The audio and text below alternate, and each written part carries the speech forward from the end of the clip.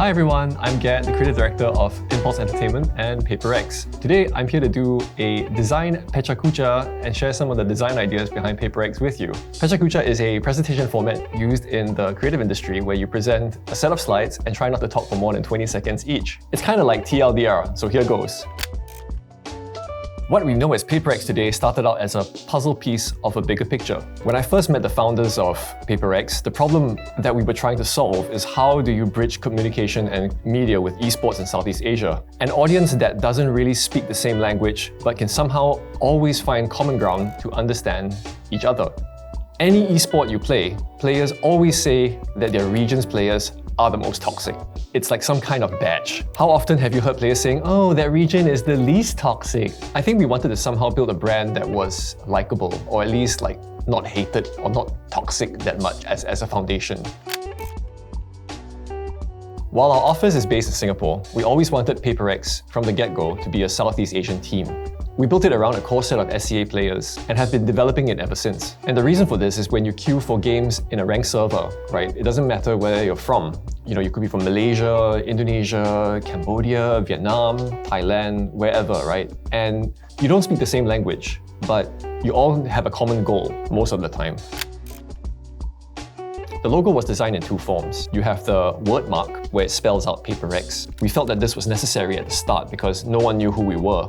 We used this word mark in the early days to register for CSGO tournaments. So PRX was always going to be a work in progress. So we stylized the word mark into a logo mark and kept this hand-brushed, unpolished look, giving it this very raw, visceral kind of feel. And this was the logo that went on our first set of uniforms. I kind of call them uniforms now because we were so careful with our funding when we first started that we didn't even think about custom jerseys yet. We just got a bunch of black t-shirts and we just printed huge white words on it, PRX. And that's how we were competing at the start. So I talked a little bit about the PRX logo mark, which is the common PX or the RX logo that you see now on all our jerseys. Again, we wanted to find a symbol that was cool but also familiar to anyone living in Southeast Asia. The logo mark loosely resembles the medical symbol RX, which is universally seen at roadside pharmacies. If you go to any Southeast Asian city, any pharmacy, you'll see this symbol. This is a symbol for prescription. The loose rationale here at the start, as cringe as it may sound, was that if you play against us, you probably better get ready to go see a doctor. Philosophically though, all the founders at PRX felt that Southeast Asian esports needed a new prescription for its pain points. I remember the first thought everyone had was like, oh yeah, let's make a T-Rex or a dinosaur. But I was like, that's way too obvious, guys. Why not we focus on the paper part of PRX? Like a doctor's note or something like that, or like a piece of something which is related to a piece of paper.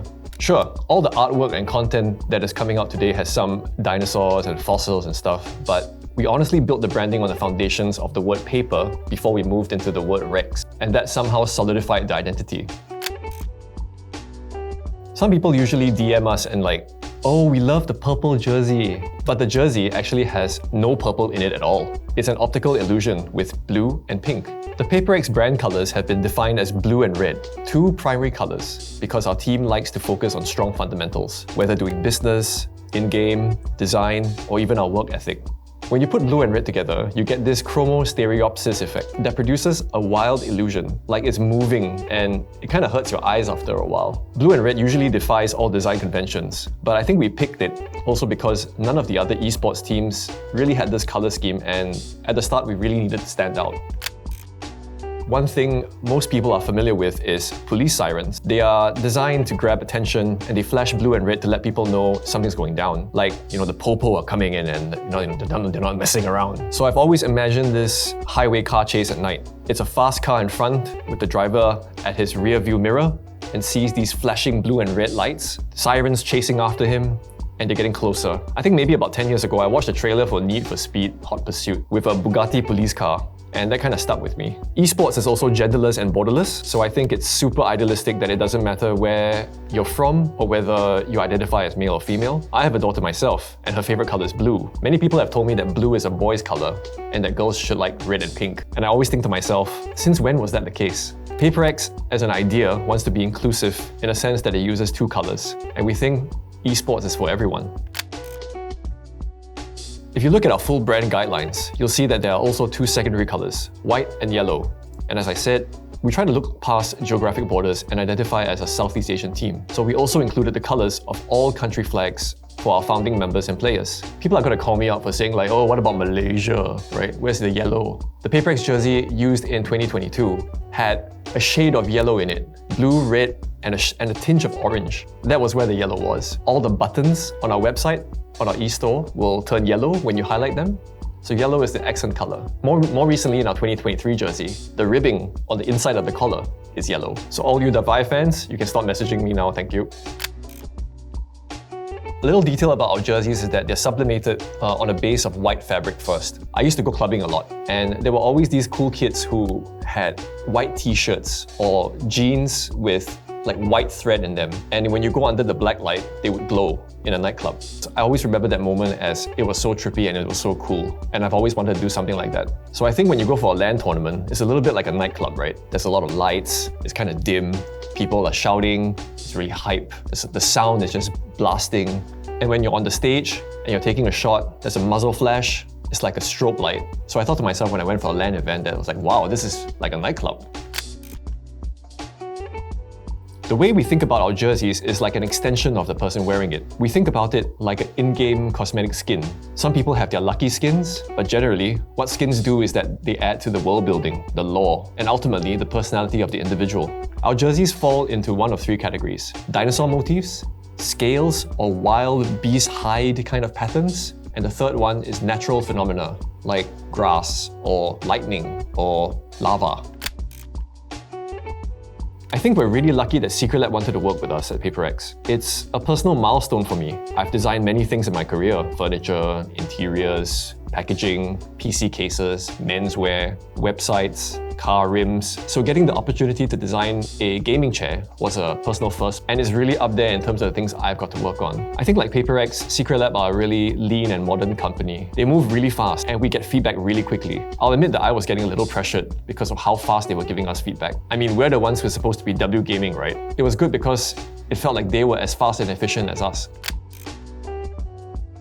The biggest surprise for me was that contrary to what I had previously thought, Secretlab really focuses on ergonomics. Many people believe that they are just selling this gaming chair hype with colorful and aggressive designs, and it's like cheaply made. I think they couldn't be more wrong. I was wrong. I thought that it was like that. They've evolved so quickly and greatly improved their engineering over this time. The team at Secretlab really insisted on having me at their headquarters to show me the emphasis and limitations of customizations. I remember they initially proposed that we have a chair that had a base color of black. I sat on it a while and I asked them, will you guys be able to do this in a really dark blue or violet, like a midnight kind of color? And I want pink stitching. And could we also have our OG jersey pattern on the side panels? And they were like, we thought you never asked, so we wanted to give you something safe first. And I was like, you've seen our jerseys, right?